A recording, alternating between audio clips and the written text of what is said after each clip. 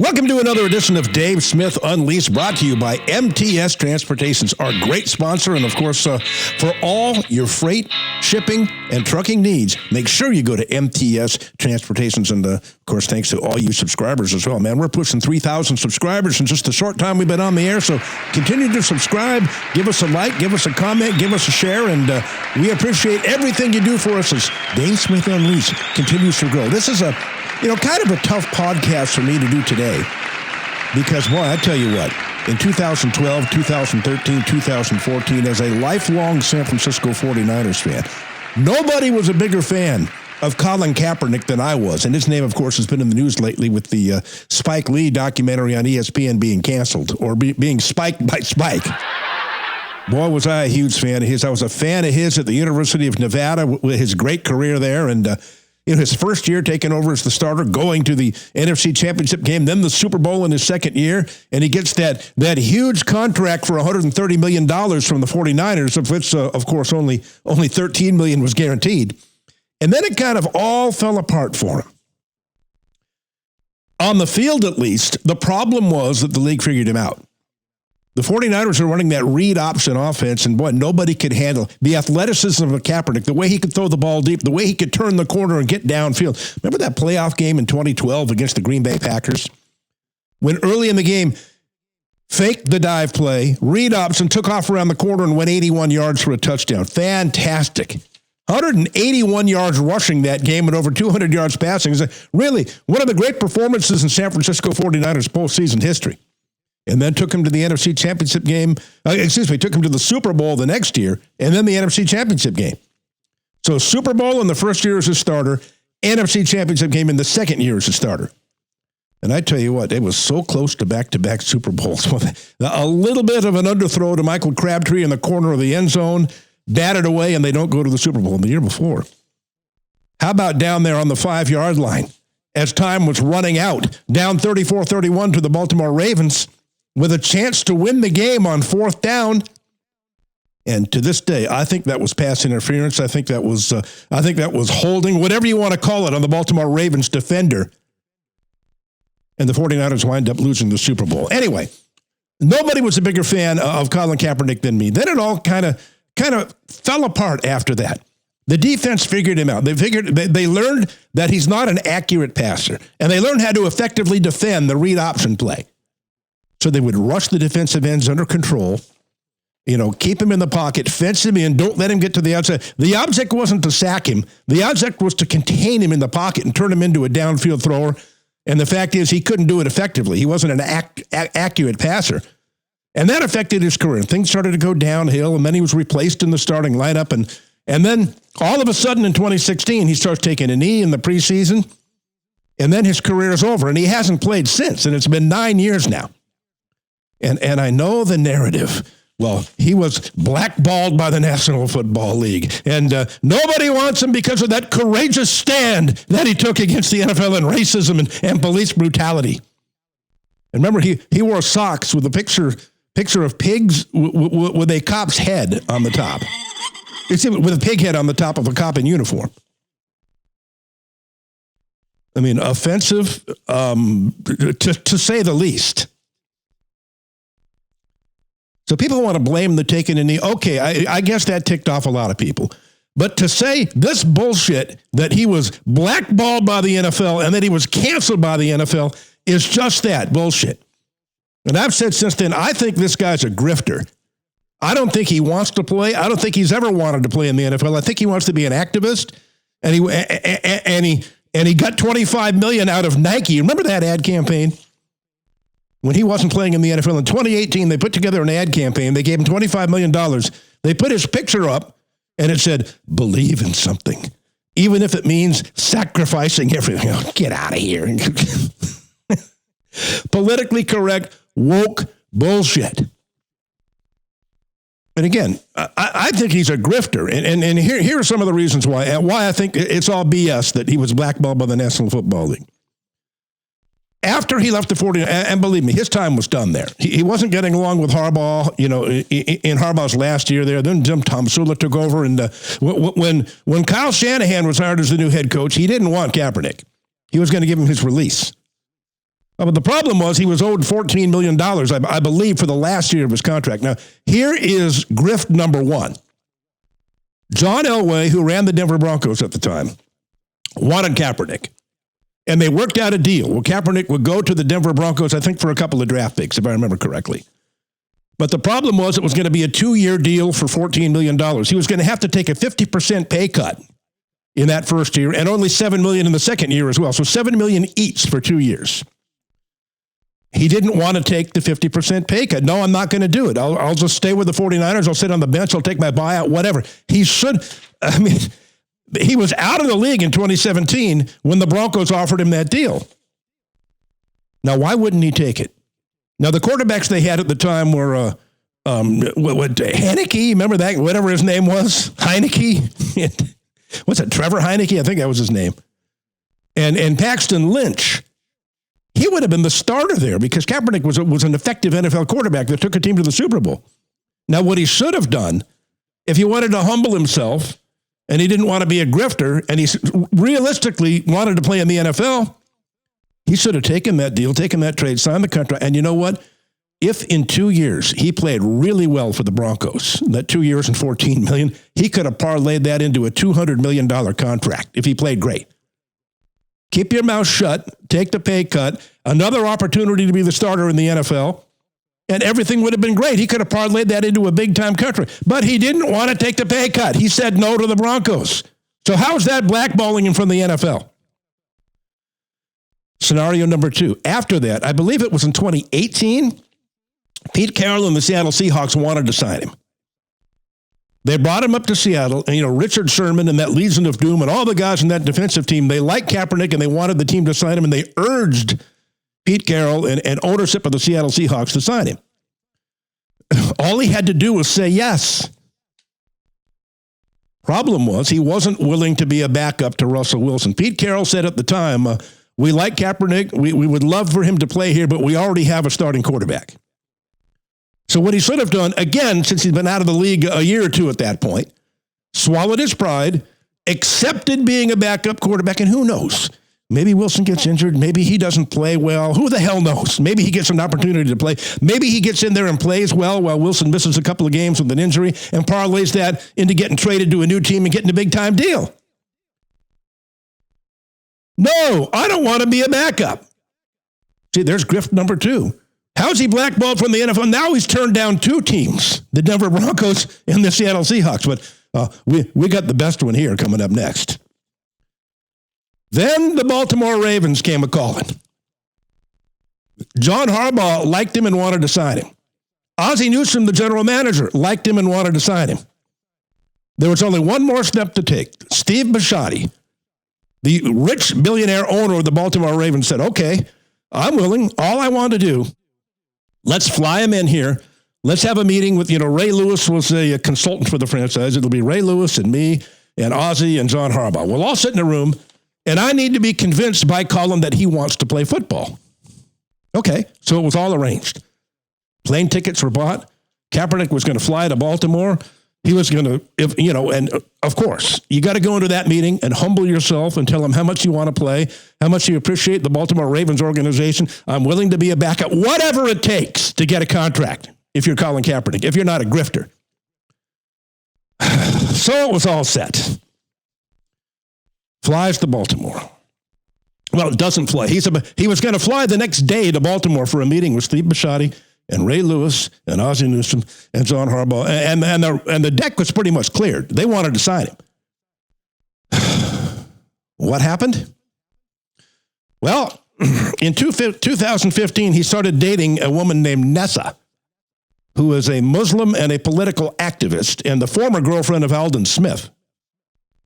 And by the way, remember Aldon Smith, the defensive end with the 49ers, who was an all-pro? Evidently, they got into a fist fight on the practice field in 2015 over her because I guess she was starting to see Kaepernick and hadn't bothered to tell Aldon Smith they were through yet.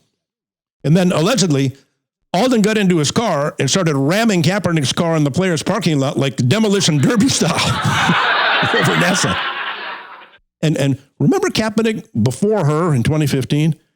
Quiet, humble, soft-spoken guy, Christian, never raised a ruckus about anything. He had Bible verses tattooed on his chest and on his arms. And All of a sudden, he's an activist when he meets her. And I think if you want to point the finger about where the change came, I think what befell him has befelled a lot of men throughout history, being, whipped, pussy whipped. And I think that's where, I think she was behind you've got to be more of an activist, Colin. You got to speak out. You got to speak out against these dirty, rotten cops. You got to speak out against the racism in the NFL. And this didn't happen by accident.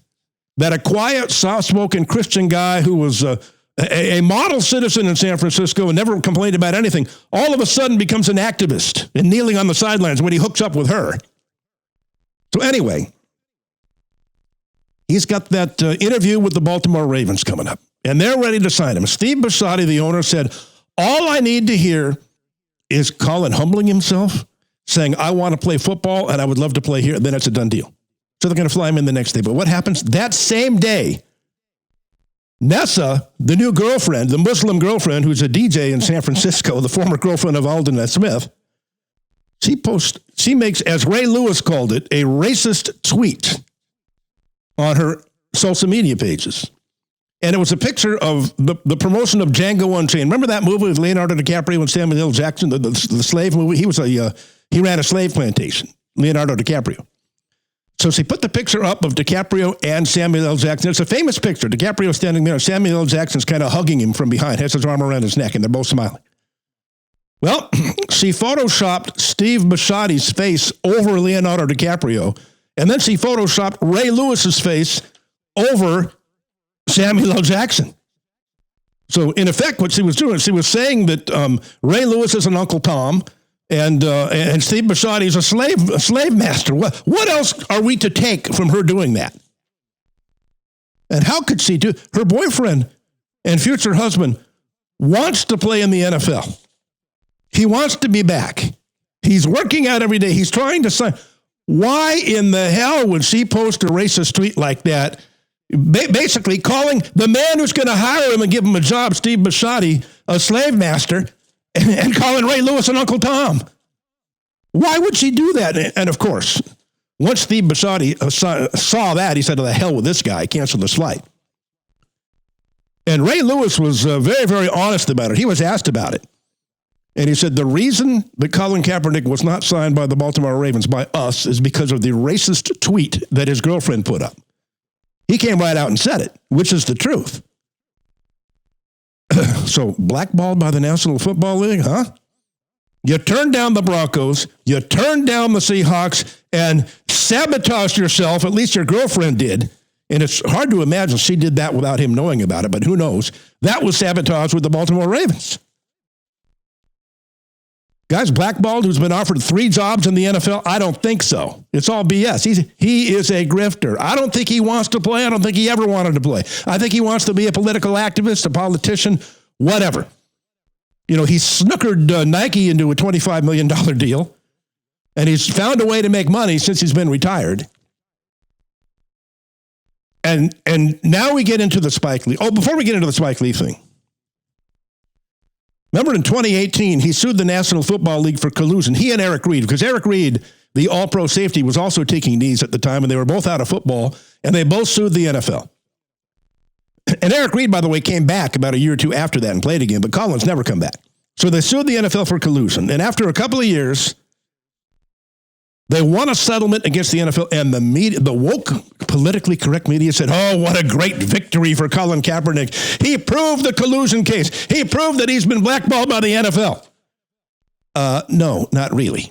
Because when you get into the nuts and the bolts of the case, all it says is they settled for less than $10 million for both of them.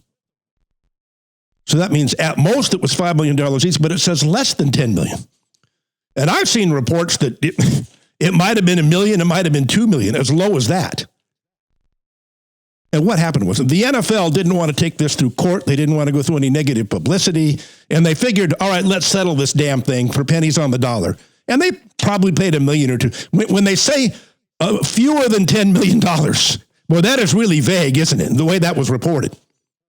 And from what I've heard from legal people I've spoken with, they think it was about $1 million or $2 million that they split between the two of them. So that's a win for the NFL. That's not a win for Colin Kaepernick. That's not proof that there was collusion. That's not proof that he was blackballed by the NFL. To me, that's proof that he lost his case and that the NFL won, that they settled for such little money. The lawyers probably said, okay, let's offer him $1 million or $2 million and let's get out of this damn thing. Let's settle. And that's what happened. But this latest thing with Spike Lee, this is interesting, isn't it? Spike Lee got together with Colin Kaepernick, and they were going to put together a 7-part documentary on the life of Colin Kaepernick for ESPN.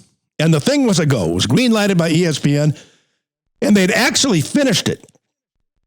But even after it was finished, Spike Lee dropped out, spiked the project, and said it was over, quote, creative differences. And even further than that, Spike Lee said he's not even going to shop it around to different networks or streaming services, which tells me there was a real issue between Spike and Colin Kaepernick here. Bad blood. Now, the theory going around the media is, well, because, now that the ESPN has that the NFL has a 10% stake in ESPN, and they own the Red Zone and the NFL Network and NFL Media, well, that's because they're still blackballing him because now they're controlling the. Now, I don't think that's the case at all.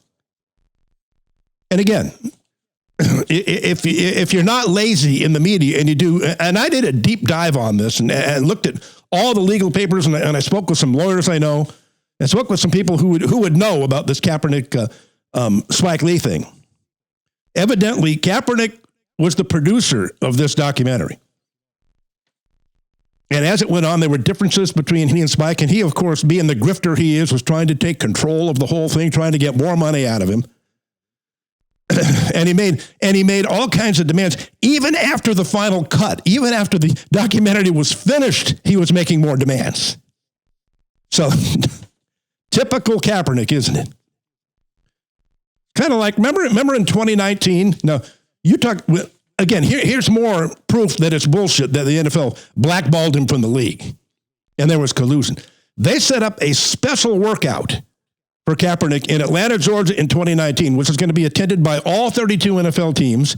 And they're going to be allowed to film it and send the film back home to their personnel people. And everybody was going to watch him work out because he claimed he was working out 8 hours a day, blah, blah, blah. At the last minute, he canceled the workout and he scheduled his own workout about 30 miles away at a high school in Atlanta. After the NFL, and the NFL never does this. They never set up special individual workouts outside of the combine and outside of pro days. This was really, really doing a favor to Kaepernick to arrange this workout because they wanted him back in the league. This collusion stuff, this nonsense. You think the woke, politically correct NFL with Roger Goodell in charge wouldn't have bent over backward to find some team for Kaepernick to play for? The last thing they wanted was him to sit out for 9 years and call him a bunch of racists and say there was collusion. And he could have played for the Broncos. He could have played for the Seahawks. He could have played for the Ravens. How about, here's another one. He was offered contracts by the XFL and the USFL. And he demanded $20 million a year. The players are making about $50,000. Which proves again, and the Canadian League wanted him to play there. You would think after all these years he would have humbled himself and played in one of these leagues. I'll whatever you're paying, I'll take it, whatever the average salary is, because I want to prove myself. And if he goes there and kicks ass and plays well, he would have gotten an NFL tryout. But no, I want $20 million. When you go to a minor league and ask for $20 million a year, that means you don't want to play. That means you have no interest in playing. So again, this is complete nonsense that he's been blackballed from the NFL. And I've said from day one, this guy is a grifter. He doesn't want to play. He's never wanted to play. He wants to be an activist. He wants to give the illusion he wants to play. But basically, because of that first lawsuit he filed in 2018, accusing the NFL of collusion and racism. But it is complete nonsense. And in my humble opinion, if you want to look at what caused the change in Kaepernick and what turned him into an activist, look no further than Nessa, his then girlfriend and now wife. Again, Muslim, activist, far left liberal. Boy, and as soon as she got her claws in him, boy, he made a change, didn't he? So if you think it's a coincidence, he went from soft-spoken, mild, perfect citizen, short hair, Bible verses tattooed all over himself, strong Christian. And right after he met her, all of a sudden, he's an activist. Yeah, if you think that's a coincidence, I've got some land to sell you in the Middle East, real cheap. But again, I loved Kaepernick when he played for the 49ers. I mean, when Alex Smith went out with a concussion and he took over, he played great. They go to the NFC Championship game. Then they go to the Super Bowl. Excuse me, they went to the Super Bowl his first year. Then the NFC Championship game when they almost beat the Seahawks. They should have gone back-to-back. Then, of course, the league figured him out. His time in San Francisco was done. Kyle Shanahan didn't want him. Denver offered to trade for him. He said no. Seattle offered to bring him in. No, I don't want to be a backup. Baltimore said, okay. Steve Bisciotti said, okay, fly in, meet with Ray Lewis and me and Ozzie Newsome and John Harbaugh, and if all goes well in this meeting, we'll sign you. No. Then a social media post goes up with Leonardo DiCaprio's face replaced by Steve Bisciotti and Samuel L. Jackson's face replaced by Ray Lewis on the Django Unchained promo. So you want to play in the National Football League again and humble yourself, and you're going to call the owner of the team that wants to sign you a slave master, and you're going to call Ray Lewis, who's the consultant for the Ravens, and Uncle Tom? That's what you're doing by putting up a post like that. And finally, we just mentioned that workout he did, that private workout in Atlanta, when the NFL arranged the whole thing for NFL scouts to be there. And about 30 minutes before the workout, he changed it and said, no, I don't want to do this. I'm going to hold my own individual workout at a high school field in Atlanta. And hardly NFL teams were there for that. That really ticked off the NFL, by the way. Who the hell does this guy think he is? We arrange a special workout that we never do for anybody else. And he says, not good enough. I'm going to a high school field on my own. And barely any NFL people showed up. And another stupid thing he did. He wore a Kunta Kinte t-shirt during that workout. Now, wouldn't you think if a guy's humbling himself, if a guy wants to get back into the National Football League, if he wants to repair his image, if he wants to play again, wearing that Kunta Kinte t-shirt means, well, you know what it means. The NFL are slave masters, they're racist, they're colluding against me, and I'm Kunta Kinte. Well, why else would he wear a t-shirt like that? And why in the hell would you wear that t-shirt when you're trying to get back in the NFL? It shows you either he's stupid, which I don't think he is, or he doesn't want to play. And again, I loved Kaepernick. So this was tough for me to say all this stuff, but a grifter is a grifter is a grifter. But thanks once again for listening. Thanks once again to our great sponsor, MTS Transportations. And make sure you subscribe, like, and comment. And we'll talk to you next time on Dave Smith Unleashed. Dave Smith Unleashed brought to you by MTS Transportations. And mention the Dave Smith Unleashed podcast and get 20% off on your next shipment for all your shipping, trucking, and freight needs. There's only one business to call, and that's MTS Transportations at 800-640-6873. MTS Transportations, 800-640-6873.